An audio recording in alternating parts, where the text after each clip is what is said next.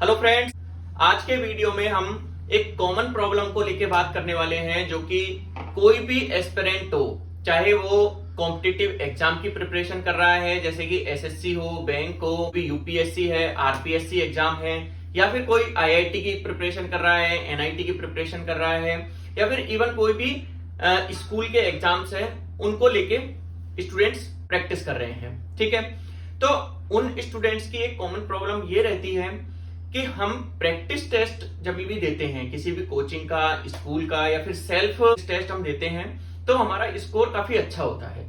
लेकिन जैसे ही हम मेन एग्जाम में ट्राई करते हैं, मेन एग्जाम में पेपर देते हैं, तो हमारा स्कोर डाउन हो जाता है। तो इसी प्रॉब्लम को लेके आज वीडियो में चर्चा करेंगे और मैं आपको सॉल्यूशंस बताऊंगा कि किस तरह से आप इस प्रॉब्लम को ओवरकम कर सकते हैं। वो भी मैं आपको बताऊंगा कि किस तरह से आप अपना स्कोर है उसको बूस्ट कर सकते हैं। ठीक है, तो इस वीडियो को आगे देखने से पहले एक काम आप जरूर करें कि अपने हाथ में कॉपी और पेन जरूर ले लें, क्योंकि जो भी आपकी प्रॉब्लम्स है, मैं आपको 5 से 7 प्रॉब्लम मैं डिस्कस करूंगा। तो जो भी आपको अपनी प्रॉब्लम लगती है वो आप नोट डाउन करें और उस पर कैसे आप ओवरकम कर सकते हैं, कैसे उसको प्रॉब्लम को सॉल्व कर सकते हैं, तो वो टिप्स मैं आपको बताऊंगा, तो वो आप नोट डाउन जरूर करें। स्टूडेंट्स की क्या रहती है कि हम प्रैक्टिस टेस्ट में काफी अच्छा स्कोर हमारा आ जाता है, लेकिन हमारा मेन एग्जाम में स्कोर नहीं आ पाता है। तो सबसे पहले हम डिस्कस करेंगे कि प्रैक्टिस टेस्ट में अच्छा स्कोर आने के क्या रीजन होते हैं। ठीक है, तो नंबर 1 रीजन ये है प्रैक्टिस टेस्ट में अच्छा स्कोर आने का कि हो सकता है कि प्रैक्टिस टेस्ट में जो क्वेश्चंस हम सॉल्व कर रहे हैं वो हमारे सेम टाइप के क्वेश्चंस हो। मींस जो टॉपिक हमारा चल रहा है वो रिपीटेड क्वेश्चंस हमारे पास में आए हो।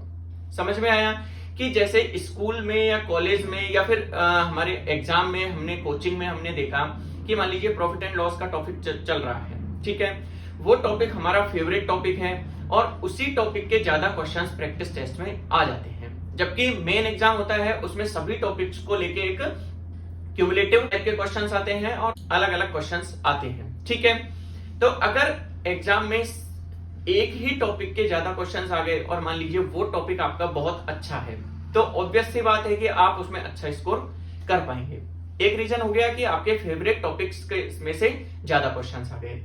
सेकंड हम बात करेंगे कि मान लीजिए, क्योंकि हर एग्जाम के लिए, जैसा कि मैं हमेशा बताता हूं, किसी भी एग्जाम की आप प्रैक्टिस कर रहे हैं, किसी भी एग्जाम की प्रिपरेशन आप कर रहे हैं, तो उसमें सबसे इंपॉर्टेंट रोल रहता है प्रीवियस ईयर के क्वेश्चंस का, क्योंकि आपको आइडिया लग जाता है कि किस तरह के क्वेश्चंस इसमें एग्जाम में पूछे जाते हैं।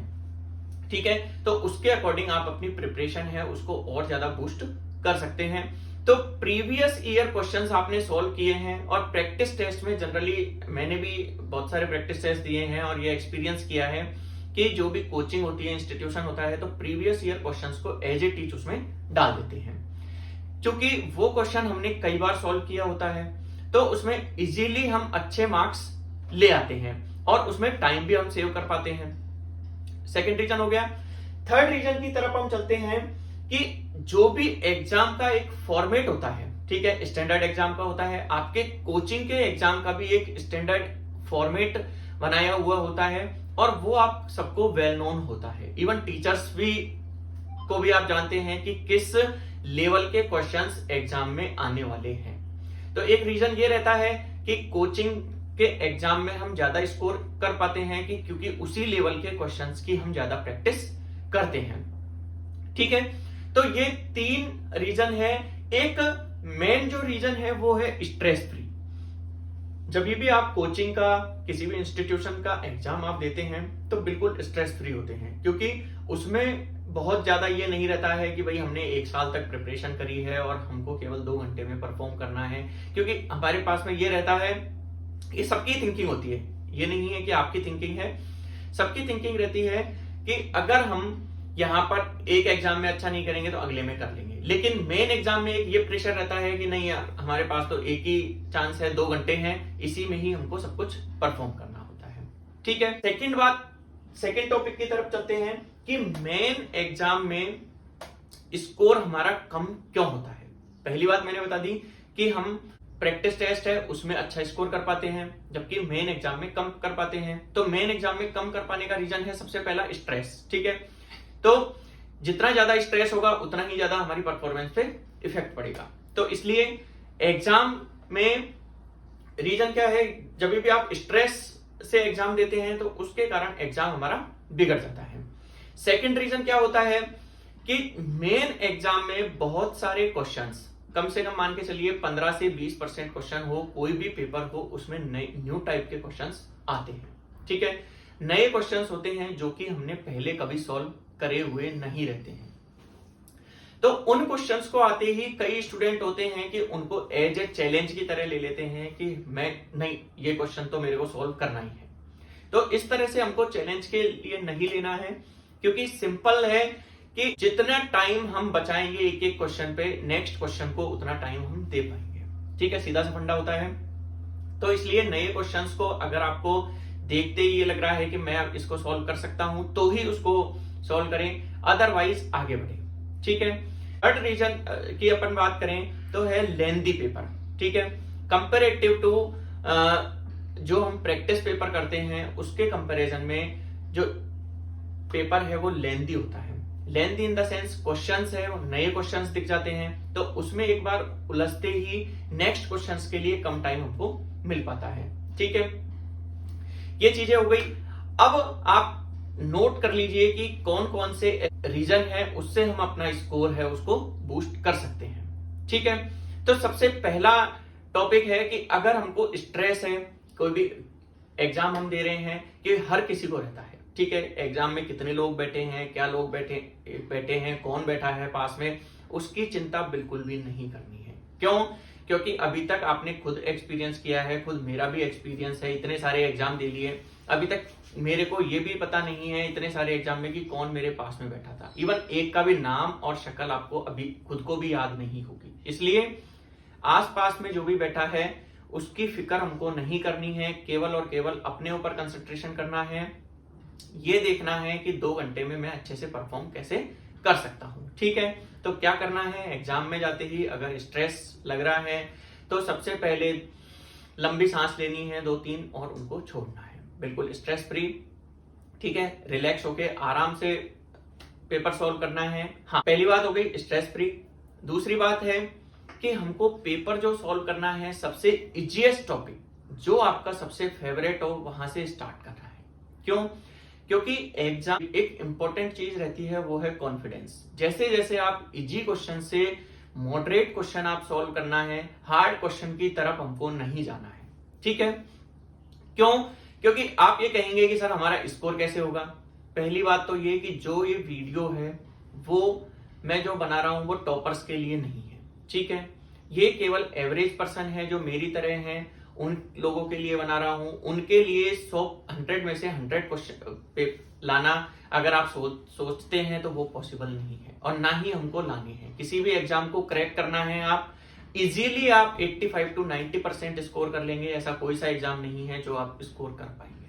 ठीक है, कोई भी क्रैक कर सकते हैं इतने स्कोर में आप एग्जाम को। ठीक है, तो क्या करना है, हार्ड क्वेश्चंस को देखते ही छोड़ देना है। क्लियर? क्योंकि उसमें टाइम को हमको खराब नहीं करना है। मैं आपको फिर बता रहा हूं कि एक एक क्वेश्चन में, मान लीजिए आपके पेपर में 100 क्वेश्चन है और एक क्वेश्चन में हम 2 सेकंड भी सेव करते हैं। ठीक है, 100 क्वेश्चन है, एक क्वेश्चन में 2 सेकंड भी हम सेव करते हैं तो हमारे पास में 200 सेकंड सेव होते हैं। ठीक है, जो 200 सेकंड्स है इसका मतलब हो गया अप्रोक्स 3 मिनट। 3 मिनट में हम 3 क्वेश्चन और सॉल्व कर सकते हैं। ठीक है, तो एक एक सेकंड भी बहुत इंपॉर्टेंट होती है। उन स्टूडेंट से आप पूछना जिनके जो कट ऑफ मार्क्स है वो 1 मार्क्स कम रह जाता है, 145 कट ऑफ जाती है, 144 उनके मार्क्स आते हैं। तो एक एक क्वेश्चन का, एक एक नंबर का बहुत ज्यादा कॉम्पिटिटिव एग्जाम में इंपॉर्टेंस रहता है। इसलिए एक एक सेकंड भी एक इंपॉर्टेंट होता है। अगर एक एग्जाम में एक क्वेश्चन में आप 1 सेकंड भी सेव कर रहे हैं, that is more important to solve next questions. ठीक है, आप कोई भी objective type manual paper solve कर रहे हैं। ठीक है, तो उसमें हमको क्या करना है, अगर मान लीजिए आपके पेपर में 3 या 4 सब्जेक्ट हैं, इजीएस्ट आपने सबसे पहले कर लिया, तो एक काम आप करें कि OMR शीट होती है, उसमें जैसे एक पेपर कर लिया आपने, सेकंड पेपर पे जाते हैं तो एक पेपर के जो भी आंसर्स होते हैं उसको आप उसमें भर लीजिए। क्यों? उससे क्या होगा, थोड़ा सा आपको रिलैक्स करने का टाइम मिल जाएगा, क्योंकि जैसे जैसे आप सॉल्व करेंगे, सॉल्व तो कर लिया आपने, लेकिन भरने बैठेंगे तो भरने में आपको 2 या 3 मिनट तो लगेगा।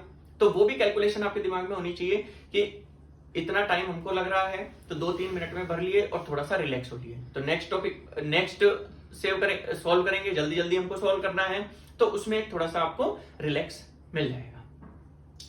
तीसरी चीज जो कि मैंने पहले भी बता दिया कि प्रीवियस ईयर क्वेश्चंस पे हमारी बहुत ज्यादा कमांड होनी चाहिए। प्रीवियस ईयर क्वेश्चन, ये मान के चलिए कोई भी पेपर हो, उसमें 25 से 30% क्वेश्चंस है वो प्रीवियस ईयर के पेपर से ही आते हैं। ठीक है, उनमें चाहे वो सिंपल टाइप के क्वेश्चंस हो, चाहे वो एवरेज हो, चाहे हार्ड हो, क्योंकि जब आपकी प्रैक्टिस बहुत ज्यादा है प्रीवियस ईयर क्वेश्चंस में, तो इजीली आप उनको सॉल्व कर पाएंगे। और एक क्वेश्चन में अगर आप 5 सेकंड भी सेव कर लेते हैं तो अगेन वही कैलकुलेशन, बहुत सारे टाइम है वो आप सेव कर सकते हैं। नेक्स्ट जो भी हार्ड क्वेश्चंस आपने देखते ही छोड़ दिए थे, उन क्वेश्चंस में भी आप 2 से 3 मिनट दे सकते हैं एक एक क्वेश्चंस में, अगर टाइम लग रहा है। ठीक है, तो ये हो गया टाइम मैनेजमेंट का, प्लस एक्यूरेसी। एक्यूरेसी भी आपकी आ जाएगी अगर आपने अच्छे से प्रीवियस ईयर क्वेश्चंस को सॉल्व कर रखा है, तो एक्यूरेसी भी इंपॉर्टेंट है और स्पीड भी आपकी बन जाएगी। तो इन टॉपिक्स को ध्यान आपको रखना है। तो इनसे आप ये मान के चलिए कम से कम आपका 20 से 25% जो स्कोर है वो बूस्ट आपका हो जाएगा।